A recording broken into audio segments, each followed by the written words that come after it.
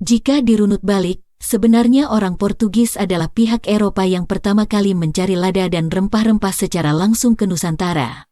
Mereka telah tiba di wilayah Nusantara pada awal abad 16, dan armada di bawah pimpinan Afonso de Albuquerque menaklukkan Malaka pada 1511. Kemudian, pada tanggal 21 Agustus tahun 1522, pihak Portugis telah membuat perjanjian dengan kerajaan Pajajaran dan mereka dapat berdagang bebas di pelabuhan Banten.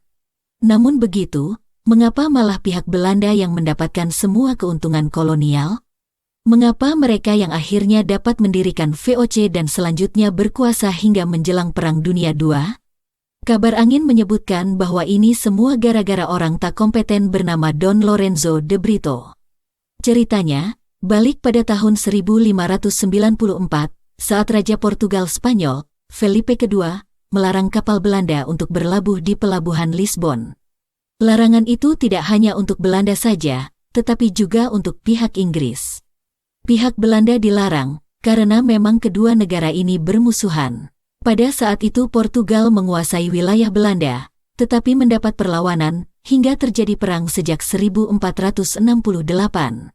Sementara itu, Inggris adalah saingan Portugal dalam mendapatkan supremasi di dunia baru, di wilayah benua Amerika dan Asia. Oleh karena itu, maka pihak Belanda mencari jalan lain untuk mendapatkan rempah-rempah dari timur. Rempah-rempah macam lada, pala, dan cengkeh adalah komoditas sangat berharga di Eropa. Padahal ketiganya hanya bisa didapat di timur, terutama di Banten dan Kepulauan Maluku. Padahal lagi, Belanda hanya bisa mendapatkannya melalui Lisbon. Lisbon sendiri mendapatkannya dari pihak pedagang Italia yang mendapatkannya dari Konstantinopel. Konstantinopel sendiri tertutup bagi kapal-kapal Eropa sejak jatuh ke dalam kekuasaan Ottoman pada 1458. Jadinya harga rempah-rempah sangat tinggi, dan terpaksa Belanda mencari jalan sendiri ke timur, ke Kepulauan Nusantara. Nah, di sini muncul nama yang terkenal di buku sejarah Indonesia, Cornelis de Houtman. Orang ini memang istimewa, sok tahu, berangasan, dan banyak tingkah. Setidaknya begitulah yang digambarkan dalam literatur barat. Dalam Kabar Angin, sebelum dikirim ke timur oleh para juragan besar di Belanda, de Houtman dan adiknya yang bernama Frederick telah 2 tahun menjadi mata-mata di Lisbon untuk mencari tahu bisnis dan rute ke pulau rempah-rempah. Dengan bualannya pula, dia akhirnya dipercaya oleh para juragan rempah di Belanda untuk melakukan ekspedisi mencari rute baru ke timur. Ekspedisi itu diberinya nama gagah, Eerste Scheepvaart, yang artinya pelayaran kapal pertama. Dia dibekali 4 kapal, yaitu kapal bernama Amsterdam, Duiken, Hollandia, Mauritius, dan 249 pelaut. Armada kecil itu berangkat pada tanggal 2 April tahun 1595. Problem segera terjadi beberapa waktu setelah pelayaran, karena ternyata Cornelis bukan pelaut yang cakap. Keributan sering terjadi. Penyakit mulai mewabah, dan kematian pun segera menyusul. Di Madagaskar, anak buahnya banyak yang mati. Sehingga sesampai di Banten, pada tanggal 27 Juni tahun 1596, anak buahnya tinggal 100 orang. Mereka tiba setelah 14 bulan berlayar, hampir 2 kali lipat dari waktu tempuh yang umum dicapai saat itu. Di Banten dia disambut baik. Orang-orang Portugis yang telah lebih dahulu berdagang di sana bahkan menyambutnya ramah. Tembakan meriam salvo 3 kali dari pihak Belanda pun diberikan untuk menjawab sikap persahabatan itu. Para pedagang Jawa, Tiongkok, dan Gujarat segera merubung kapal rombongan Belanda untuk berdagang. Cornelis bahkan sempat membuat perjanjian persahabatan dengan Banten. Kemudian permasalahan muncul. Setelah beberapa hari berada di Banten, de Houtman dan anak buahnya mulai berulah. Mereka sombong dan semena-mena. Mereka juga memaksa pedagang menjual rempah-rempah dengan harga rendah. Mereka juga tak menghargai Sultan Banten saat itu, Sultan Abdul Mafahir Mahmud Abdul Qadir. Puncaknya adalah saat Frederick, kakak Cornelis, ditawan pihak Banten. Cornelis harus menebusnya, dan kemudian dia dan armadanya diusir dari Banten. Mereka kemudian berlayar ke arah timur, sempat membuat keributan di Madura, namun kemudian diterima di Bali. Bahkan dia mendapat hadiah beberapa belanga lada hitam dari Raja Bali saat akan kembali ke Belanda. Lada hitam itulah yang kemudian dapat meyakinkan pihak bos besar di Belanda akan potensi besar bisnis rempah-rempah langsung dari timur. Sebagai catatan dari petualangan De Houtman di Bali itu, ternyata Bali telah molek sejak dulu. Buktinya satu anak buahnya begitu kesengsem dengan pulau tersebut, hingga tidak mau balik ke Belanda. Cerita yang lain terjadi di Goa, di India, yaitu pusat perwakilan Portugis untuk Asia Timur. Francisco de Gama, sang wakil Portugis, meradang mendengar laporan bahwa bangsa yang menjadi musuh Portugis itu telah sampai di Banten. Nah, cerita dimulai karena kemudian Da Gama mengutus Don Lorenzo de Brito untuk menyelesaikan masalah. Da Gama ingin agar Belanda tidak macam-macam di Nusantara. Untuk keperluan itu, Da Gama menyediakan De Brito 2 galeon, 2 galei dan beberapa kapal kecil.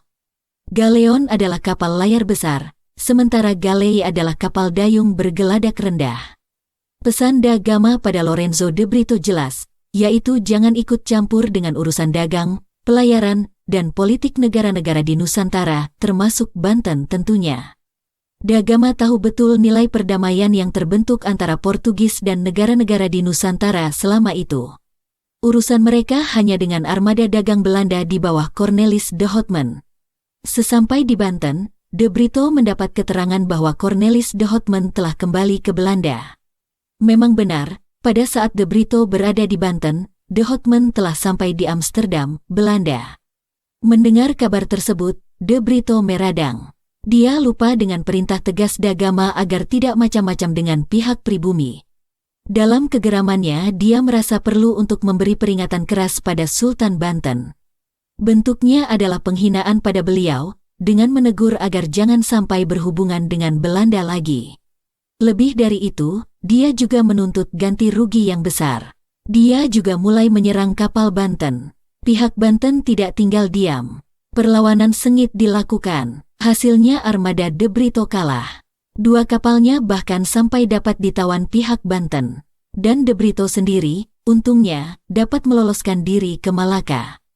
Niat Portugis untuk menyelesaikan masalah Belanda di Banten dengan damai hancur karena ulah Don Lorenzo de Brito.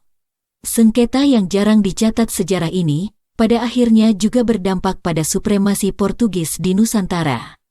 De Brito yang tak pandai mengendalikan temperamennya itu juga seakan menjadi penanda tamatnya reputasi Portugis yang hampir 1 abad menjadi pihak tak terkalahkan di lautan Nusantara. Reputasi negara itu perlahan meredup. Kesempatan perdagangan mereka dengan Banten tertutup sudah. Di bagian barat Nusantara, mereka tinggal memiliki Malaka. Itu pun sebentar lagi hilang pula, karena dicaplok Belanda pada 1641. Setengah abad kemudian, setelah peristiwa De Brito tersebut, kekuasaannya di belahan timur dunia juga ikut menciut, tinggal Mombasa, di Afrika, Goa, di India, Macau, di Tiongkok. Di Nusantara sendiri kekuasaannya tinggal Flores dan Timor. Begitulah, sedetik keputusan Don Lorenzo de Brito ternyata berdampak panjang bagi Portugis, walau pada saat itu pihak Goa, Malaka, dan Raja Felipe tidak menyadarinya. Konon kabar, sampai kini pun nama De Brito masih dianggap menyebalkan di negara Portugis. Bahkan, jika sahabat iseng mencari nama tersebut di Google, nama tersebut tak akan menunjukkan hasil yang memuaskan. Kilasan tentang peristiwa Banten itu pun tidak ada. Nasib Portugis dan De Brito ini berkebalikan dengan nasib Belanda.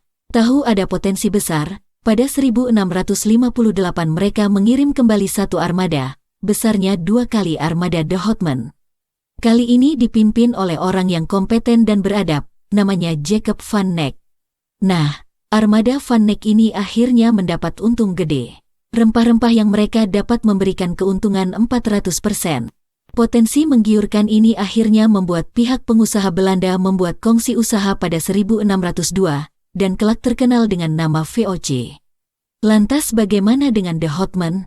Nasibnya tak kurang kalah ironisnya dengan De Brito. Dia juga tetap selalu menuruti nafsunya sendiri.